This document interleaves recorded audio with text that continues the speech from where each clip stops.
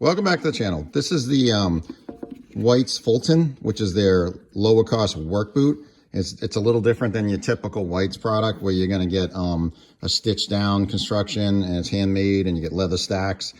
This is their 360 Goodyear welted boot, and it's a two-piece mock toe, which is a little different. And when you usually get a mock toe, you're going to get a wedge sole, but you can definitely find different mock toes out there with a lug sole. So this is their honey lug from Vibram, and it gives you good traction outdoors, and it's a little bit softer rubber than your typical black rubbered Vibram. So I want to talk about the boot because I picked it up and my intention was, should I spend the extra money? This is $340, and I could have bought a Thorogood, and I have bought a Thorogood in the past, and I did recently.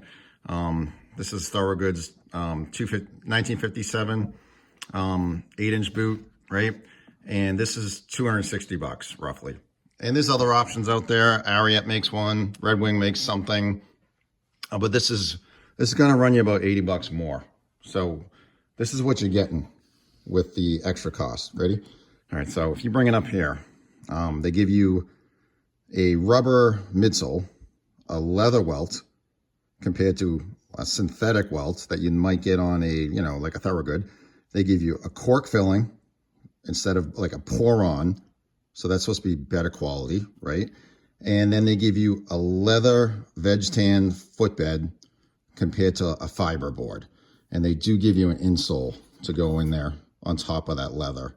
All right, so I'm paying more, and this is my first time I've ever got these. And I'm seeing some things, and I haven't worn these yet, but I'm seeing some, I don't know if you would call them imperfections or defects. I'm not really sure.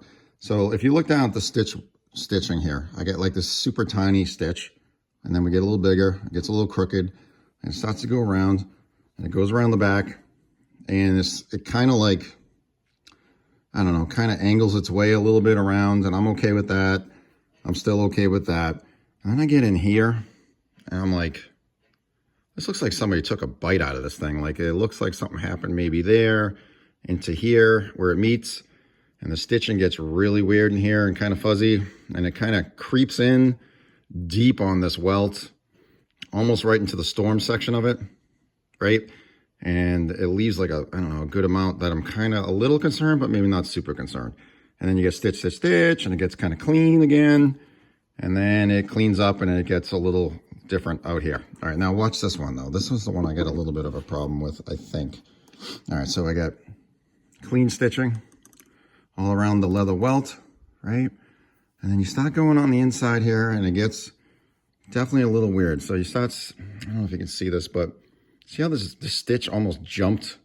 I think it may have jumped over the storm section of this leather welt, jumps in there.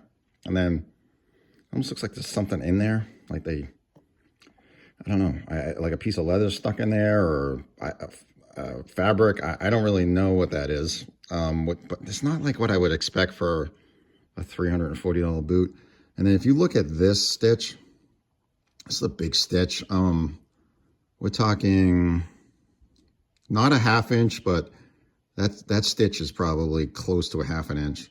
If this is an inch, and it almost is, I would expect it to be like 1, 2, 3, 4 stitches instead of like 2. So it's like the machine jumped or the person doing it, I don't know, timed it wrong or didn't. I don't know what happened there, but it doesn't look too great to me. But I could live with it if it's okay, because I'm not gonna sit there and look at the threads on my welt, but I am now because I just opened these things. So we get that, and it's clean, clean, clean. You see how it's nice and clean over here, like it's good stitching, like it's, it's 1/4 inch stitches, constant, and then it just gets a little tighter, and I like that. And then it gets big and kind of sloppy right there. And then where it joins, it gets a little weird too. So I don't know what to think about that. All right, but it's two-piece mock.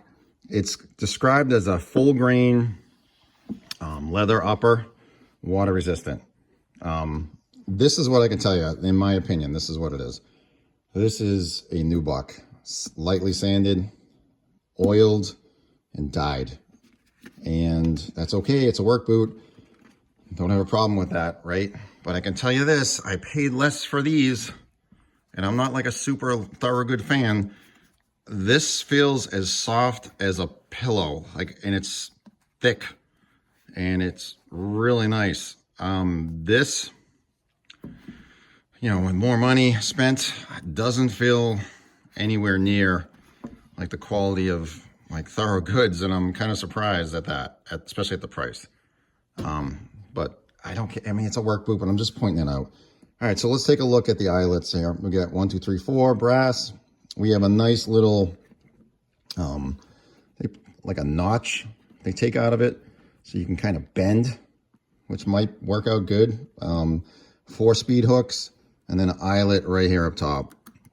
And some people ask me, like, what is that for? I don't get that. What is that for? All right, so when you lace these things up, and you go in an 8-inch boot and you lace them up high, if you're working construction, you're on a roof, whatever it is, you're climbing ladders, you know, a lace can jump over a speed hook sometimes, and then you're in trouble if you're on a ladder or something else. So this gives you the option to kind of loop them through the eyelets, even though you're going high, and then they're not going to get pushed off of this and untangle or undo themselves. I don't know if that makes sense.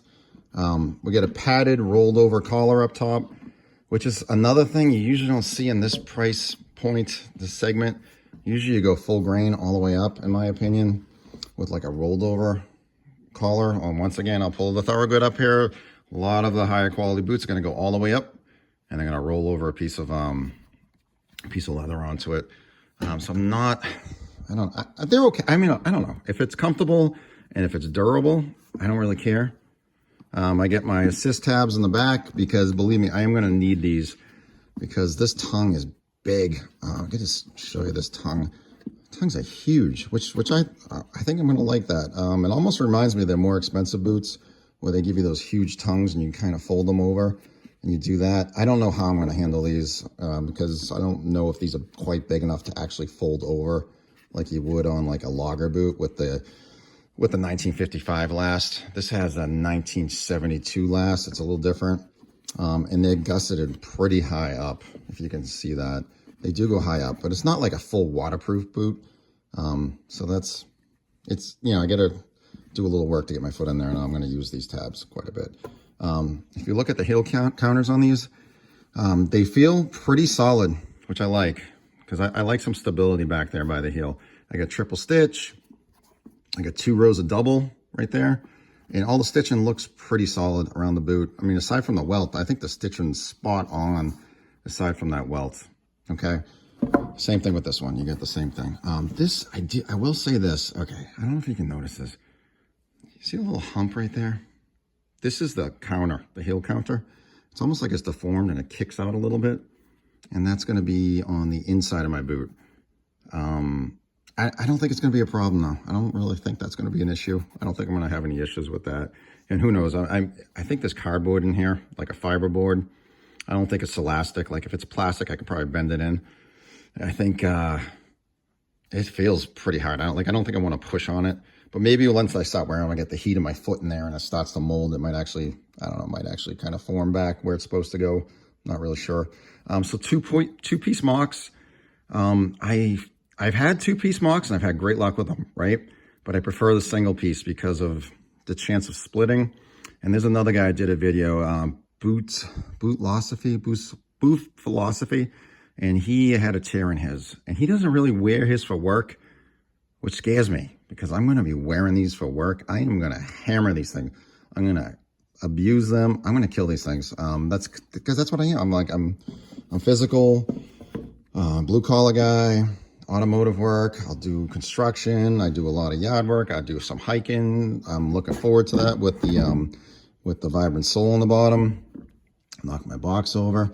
So let's take a look inside because there's a couple things that worry me in here. And I like the veg tan, footbed, right? Because you always hear like, oh, you don't want that fiberboard. You want a piece of leather, right? And you can form your foot in there on the cork underneath that leather. And then there's a composite shank underneath that portion. But if you look at this one, I get a little concerned because this one has a little something going on in there. I don't know if that's a screw. I don't know if it's a nail. There's 3 of them. There's 1, 2, and there's another one further down in there. And the other thing too, I am a size 13 on the, what do they call it? The Bronick scale. I'm a 13 wide. These are 12 wides, and these things are they're a little roomy on me, to be honest with you. And because of the last, it's a 1972 last. They're pretty flat, and because there's no like arch support in these, I'm moving around. Just the first time I slip my foot in there, I'm like, I'm moving. So I'm a little bit worried about that. And then if you look in there, and I don't know if you can see this, but there is some writing in there down the bottom. That says 12.5 E. And up here it says 12 double E, so 12 wide. Okay. And this says 12.5.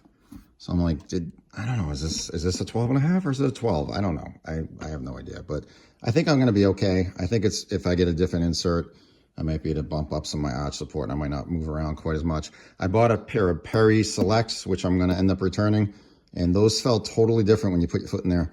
Even though they have the same 1972 last, they give you some arch support with some leather buildup, leather welt. It pushes your arch up a little bit, and it feels great because your heel sits in there, and then your feet aren't going to kind of move around. I probably have about, I don't know, that much room up at the front. I'm right up against the leather on the sides, which kind of surprises me a little bit because these are wides. They're comfortable, they're fine. I don't think that's going to be a problem. These are the insoles on these things.